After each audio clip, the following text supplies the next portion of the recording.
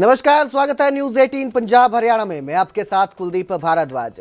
Haryana prime की शुरुआत करेंगे उत्तर प्रदेश के अयोध्या से, अयोध्या राम मंदिर से, जहां प्रधानमंत्री नरेंद्र मोदी पहुंचे हैं। राम मंदिर में उन्होंने पूजा अर्चना की। अभिजीत मुहूर्त में मंदिर शिखर पर ध्वजा फहराएंगे प्रधानमंत्री मोदी। ध्वजारोहण के बाद राम मंदिर को पूर्ण माना जाएगा। अयोध्या शहर को 1000 क्विंटल फूलों से सजाया गया है। पूरे शहर को सजाया गया है और प्रधानमंत्री नरेंद्र मोदी अयोध्या पहुंच चुके हैं, जहां उन्होंने मंदिर में पूजा अर्चना की और थोड़ी ही देर में ध्वजारोहण किया जाएगा। राम मंदिर के शिखर पर करीब 101 फीट ऊंचे शिखर पर 2 किलो के ध्वजा फहराई जाएगी, लहराई जाएगी। और मुख्यमंत्री माफी चाहूँगा, प्रधानमंत्री मोदी यहाँ पहुँचे हुए हैं। प्रधानमंत्री नरेंद्र मोदी ध्वजा फहराएंगे। अभिजीत मुहूर्त में मंदिर शिखर पर ध्वजा फहराई जाएगी। अयोध्या की तस्वीरें आप देख रहे हैं। अयोध्या की तस्वीरें हैं जहां प्रधानमंत्री नरेंद्र मोदी राम मंदिर पहुंचे हैं और आज इस मंदिर में ध्वजारोहण किया जाएगा। मंदिर के शिखर पर ध्वज फहराया जाएगा। थोड़ी ही देर में ध्वजारोहण किया जाएगा और इसके साथ ही मंदिर को संपूर्ण माना जाएगा। ध्वजारोहण के साथ ही राम मंदिर संपूर्ण माना जाएगा। लाइव तस्वीरें आपको दिखा रहे हैं अयोध्या से, जहां पर भारी तादाद में भक्त और श्रद्धालु इकट्ठा हुए हैं इस मौके पर राम मंदिर में। और इसके साथ ही सुरक्षा के भी पुख्ता इंतजाम किए गए हैं। स्वरूप है धर्म, हजारों क्विंटल विश्व बंधुत्व मंदिर को और समाज कल्याण के मूल शाश्वत मूल्यों को समेकित किए रहता है। धर्म जो कि सर्व कल्याण और लोकमंगल का पर्याय है, उसी धर्म का अनुसरण करते हुए भगवान श्री राम ने पूरे विश्व संस्कृति के सामने रामराज की स्थापित किया। और आज इसी सांस्कृतिक अध्याय में नया अध्याय जुड़ रहा है, जब ये शिखर आप देख रहे हैं, उत्तुंग शिखर, स्वर्ण जड़ित ये गुंबद और स्वर्ण जड़ित गुंबद के ऊपर ये उत्तुंग दंड और उत्तुंग दंड पर ये और तड़प के अतिरिक्त और कुछ भी नहीं है। तुम्हारे जैसे हरदौराचारी को एक समय इस बात का आभास हो जाता है कि उसका अंत समय निकट आ गया है, और तब वो एक घायल सांप की भांति अपनी सुरक्षा के बिल ढूंढता फिरता है, लेकिन उसे कहीं सुरक्षा नहीं मिलती। वही अवस्था इस समय तुम्हारी है। तुम्हारे पाप कर्मों के विष के प्रभाव ने तुम्हारे मन की शांति को जला दिया है, और तुम उस पाप के विषैले कांटे की चुभन को छुपाने के लिए ऊंची ऊंची आवाज में बड़ी बड़ी डींगे मार रहे हो, जिन्हें तुम्हारा अपना मन भी सच नहीं मानता। रावण, इसी का नाम है दुर्दशा। अब जाओ, कल फिर शस्त्र लेकर आना। बहुत खूब। और हमारे रोंगटे खड़े हो गए अरुण जी। मतलब इतने वर्षों के बाद भी बगैर किसी ऊंच नीच के, एकदम जिसे कहते हैं प्रॉपर, और ये सूरज को दिया दिखाने जैसा होगा। लेकिन अब जब आप दोबारा जाएंगे, जब ध्वजारोहण हो चुका होगा, आप उस पल का भी इंतजार कर रहे हैं अरुण जी? बिल्कुल बिल्कुल, जरूर। तभी तो ये संपूर्णता तो तभी मिलेगी ना मंदिर को। बिल्कुल सही कह रहे हैं। और ये इसके बाद फिर पहली जब भी पहला अवसर मिल जाएगा हमको, हाँ। जल्द से जल्द इन पलों का इंतजार नहीं कर सकते, जब हम एक बार फिर मंदिर में प्रभु राम के दर्शन करेंगे और उस ध्वजा को नमस्कार करेंगे, उसको नतमस्तक होंगे हम। और कोशिश करेंगे कि उस पल को कैद करने के लिए न्यूज़ 18 इंडिया आपके साथ मौजूद रहे। अरुण जी, हमें पहले से आप सूचित कर दीजिएगा ताकि हम जरूर आपके साथ चलेंगे।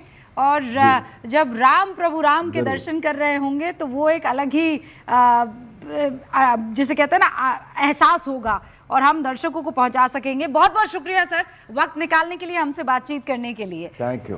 तो ये थे अरुण गोविल जी, जिन्होंने प्रभु राम का चरित्र और प्रभु राम का किरदार जो है वो स्क्रीन पर आपके घरों में वर्षों तक प्रभु राम को अगर आपको सुनना था या देखना था तो यही वो चेहरा था जो आपके समक्ष आता था, आपके सामने दिखाई देता था।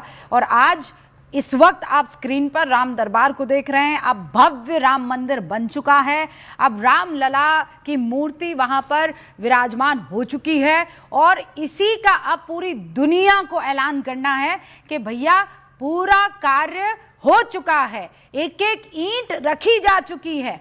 और ये देखिए आप, ये क्या दिखाई दे रहा है? समाज के अखाड़े के हैं या कोई संत हैं जो भावुक होकर पल्ले में दिखा रहे हैं। जैसे होता ना आज के दिन सब लोग संत गाते हैं, हाँ। अरे आज तो बधाई बाजे रंग महल में, आज तो बधाई बाजे रंग महल में, कृपा करके राम जी आए रंग महल में, सीता जी को संग में लाए रंग महल में, सिया राम की जोड़ी साजे भक्तों के मन में।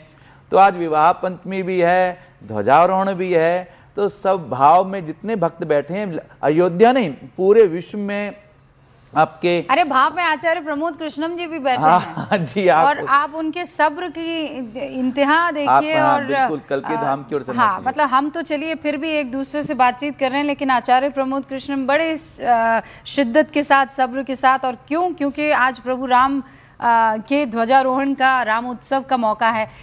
मैं जानती हूँ आचार्य जी आप वहाँ बहुत टाइम से इंतज़ार कर रहे हैं, लेकिन इसके लिए आपको खूब सारे नमन और खूब सारा थैंक यू। लेकिन आज के इस पल को आप कैसे न्यूज़ 18 इंडिया के दर्शकों के लिए एक्सप्लेन या डिफाइन या डिस्क्राइब करेंगे सर? देखिए, इसकी व्याख्या नहीं की जा सकती है। ये ऐसा पल है जो प्रत्येक भारतवासी के लिए, प्रत्येक सनातन धर्म को मानने वाले के लिए, और मैं तो कहूँगा संपूर्ण मानवता के लिए, क्योंकि मर्यादा पुरुषोत्तम भगवान श्री राम किसी एक जाति, किसी एक धर्म के लिए नहीं आए, किसी एक वर्ग के लिए नहीं आए थे, और किसी एक राष्ट्र की सीमाओं में भी उनको सीमित नहीं किया जा सकता है। अगर भगवान श्री राम सिर्फ एक धर्म के लिए आते, हिंदुओं के लिए आते, तो उन्हें मर्यादा हिंदू कहा जाता। वो मर्यादा पुरुषोत्तम कहलाए, यानी पूरी मानवता के कल्याण के लिए, जो मानवों में सबसे श्रेष्ठ। और आज का जो दिन है रूबिका जी, भगवान राम जितना हमारे हैं उतना आपके हैं। बिल्कुल सही है। और आपको भी एक बार जब आपके खिलाफ एक ट्रोल आर्मी लगी थी, तो मैंने आपको कहा था कि रूबिका लियाकत भारत की बेटी है। तो राम जिस तरह आप भारत की बेटी हैं, ये भारत की अस्मिता, भारत के अस्तित्व, भारत के गौरव का दिन है। और हम सब इस शुभ घड़ी को, इस अच्छे दृश्य को, पावन दृश्य को अपनी आंखों से देख रहे हैं। ये हमारे लिए सौभाग्य का विषय है, बिल्कुल हमारे लिए सौभाग्य का विषय है।